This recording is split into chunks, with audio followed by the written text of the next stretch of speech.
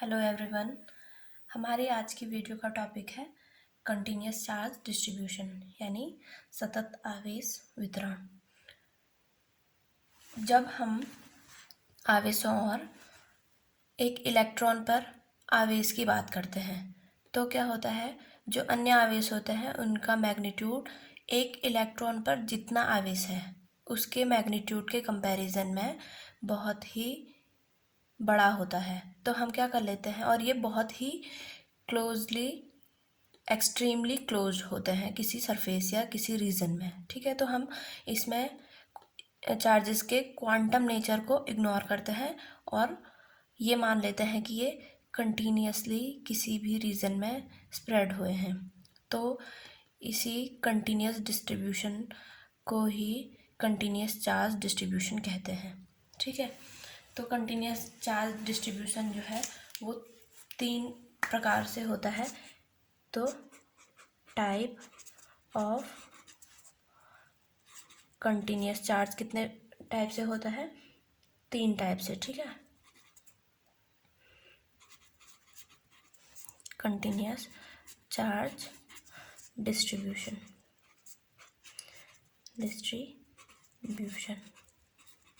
ठीक, पहला जो है वो है लीनियर चार्ज या line charge distribution. Linear charge distribution.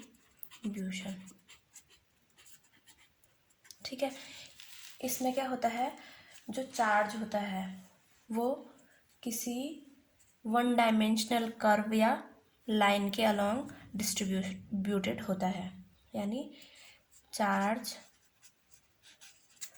Distributed, यानी हम इसको कह सकते हैं कि ये वन डायमेंशनल लाइन के लिए है। चार्ज डिस्ट्रीब्यूशन अलोंग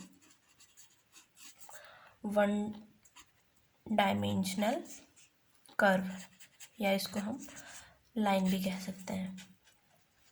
ठीक है, तो हम लीनियर चार्ज डिस्ट्रीब्यूशन को कैसे डिफाइन कर सकते हैं कि डेंसिटी ऑफ, यानी linear charge density at any point of a curve, at any point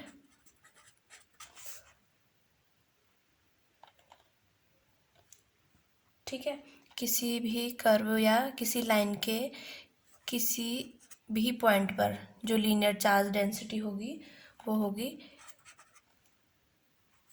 charge as charge per unit length, यानी आवेश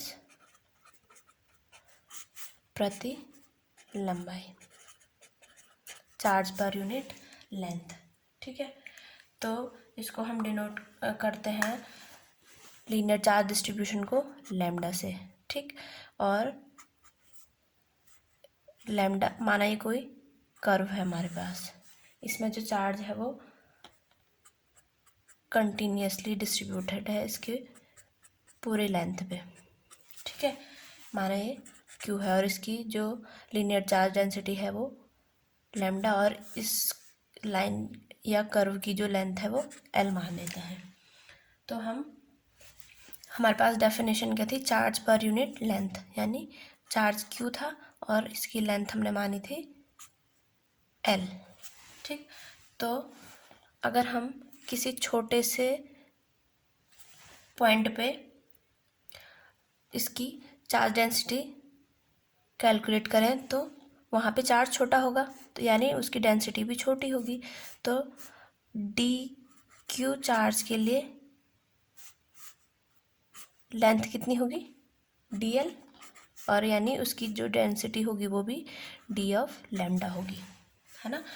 यहाँ से किसी एक छोटे से लेंथ के लिए हम लीनियर चार्ज डेंसिटी कैलकुलेट कर सकते हैं। यहाँ से अगर हम डी क्यू की वैल्यू निकालें तो D Q equal to lambda D L. जो डेंसिटी होगी वो सेम होगी पूरे लेंथ पर, ठीक है। तो D Q equal to lambda D L, सिर्फ चेंज क्या होगी, लेंथ और जो चार्ज होगा, ठीक। तो यहाँ से हम डी क्यू की वैल्यू निकाल सकते हैं, ठीक। अगर हम इसकी यूनिट देखें लीनियर चार्ज डेंसिटी की तो कितनी आएगी, इस वाले फॉर्मूले में रख के क्यू की जो यूनिट है वो होती है कूलॉम और पर लेंथ की कितनी होती है, मीटर, ठीक है। और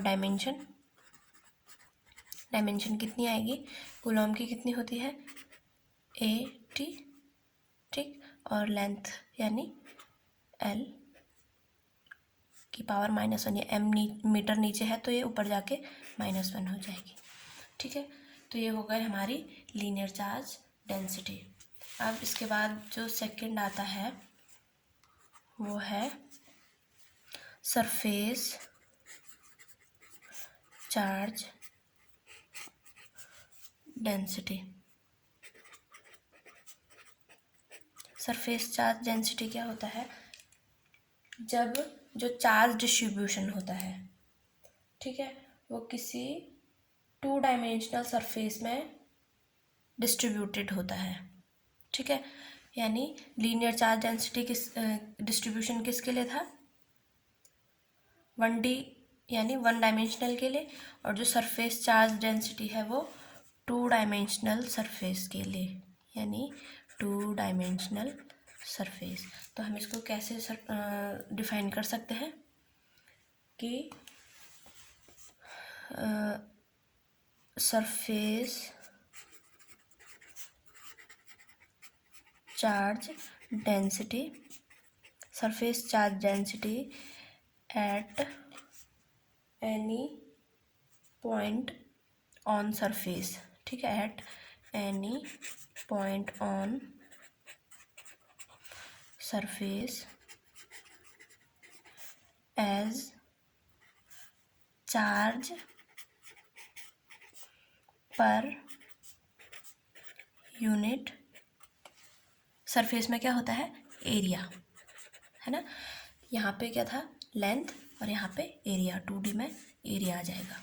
यानी इसको कैसे डिफाइन कर सकते हैं मैथमेटिकली, सरफेस चार्ज डेंसिटी को हम लिखते हैं सिग्मा से, ठीक है। सिग्मा इक्वल टू कितना बोला, Q अपॉन ए, एरिया को ए से, ठीक।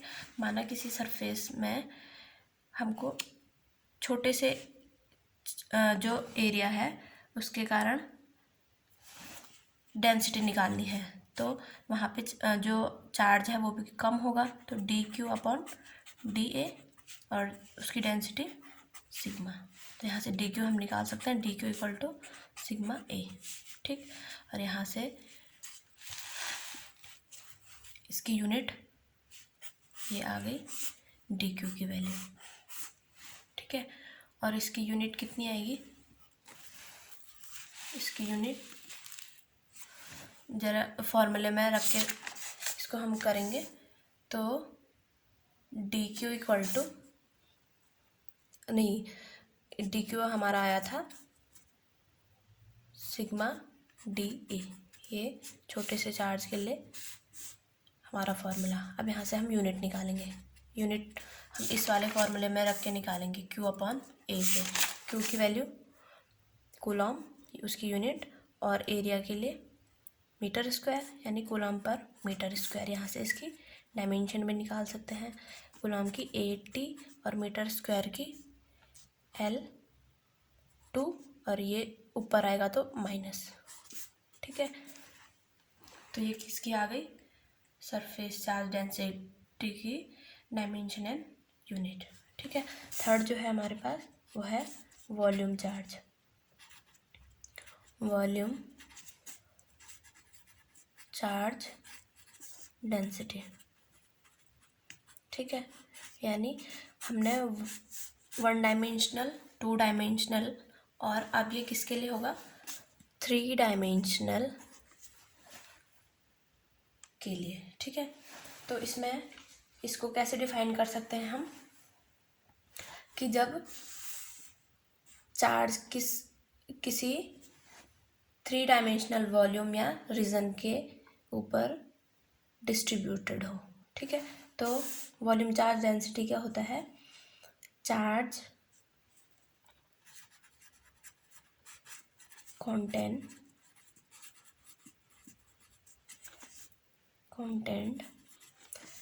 पर यूनिट वॉल्यूम, ठीक है। पर यूनिट वॉल्यूम जितना चार्ज होता है उसको कहते हैं वॉल्यूम चार्ज डेंसिटी, ठीक। इसको हम रो से डिनोट करते हैं, rho equal to Q upon V यहाँ पे वॉल्यूम है, ठीक है। ऐसे ही अगर हम छोटे से चार्ज के लिए निकालें तो D Q upon D V, volume भी उतना ही कम होगा। और ये इसकी वैल्यू, यहाँ से डी क्यू हम निकाल सकते हैं, rho into D V, volume charge density के लिए D Q rho into D V होगा, ठीक।